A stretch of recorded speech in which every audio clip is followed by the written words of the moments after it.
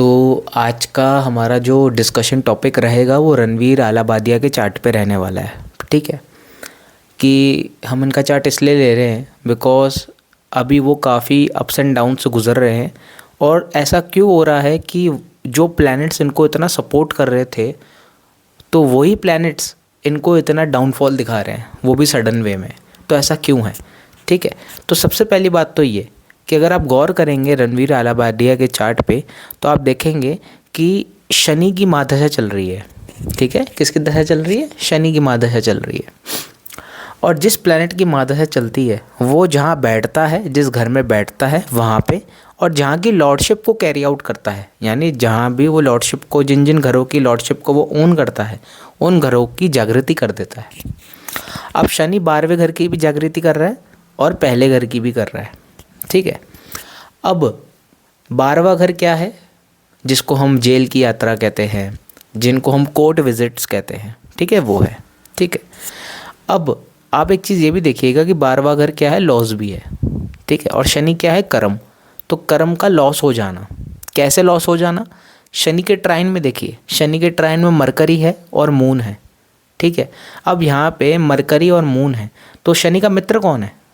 Mercury या moon? Mercury है। ठीक है, मून उसका मित्र नहीं है।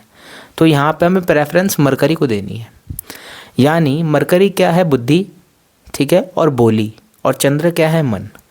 तो जो भी वाक्य मुंह से निकालना है ना, सोच समझ के निकालना है, ऐसे ही फट से नहीं बोल देना है।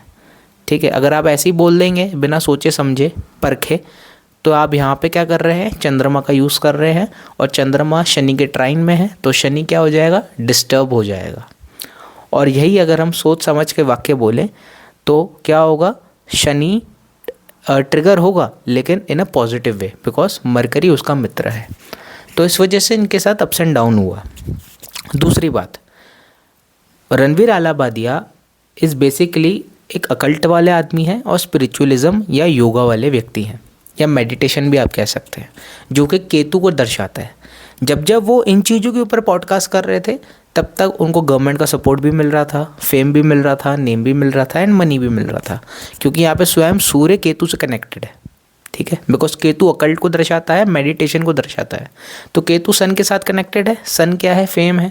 तो जब तक इस टॉपिक पे बात हो रही थी सन पॉजिटिव यूटिलाइजेशन दे रहा था, लेकिन जैसे ही आ गए राहु की फील्ड में, जिसको हम सामने वाले को बुली करना करते हैं, सामने वाले का मजाक उड़ाना, सामने वाले को एक फॉल्स जजमेंट देना, ठीक है, तो वो क्या है? वो राहु का क्षेत्र है।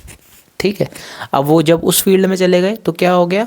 यहाँ पे सूर्य डगमगा गया और यहाँ पे उनको नेगेटिव इम्पल्शन देखने को मिलेगा कि गवर्नमेंट परेशान कर रही हो, पुलिस परेशान कर रही हो, बिकॉज राहु के ट्राइन में कौन है? मार्स, और मार्स क्या है? पुलिस है। तो इस वजह से उनको इस तरीके से डिस्टर्बेंस आ रही है।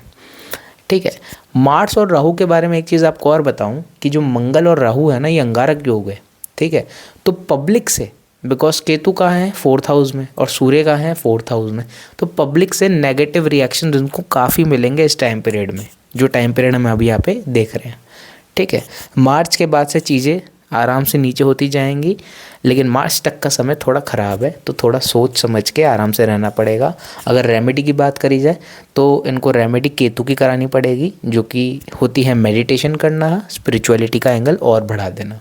ठीक है, तो इस तरीके से हम चार्ट को एनालिसिस करते हैं और अपनी इस तरीके से आप रेमेडीज़ देते हैं। तो आप भी इसी तरह अपने चार्ट्स को एनालिसिस करिए और कमेंट बॉक्स में बताइए। तब तक के लिए जय माता दी।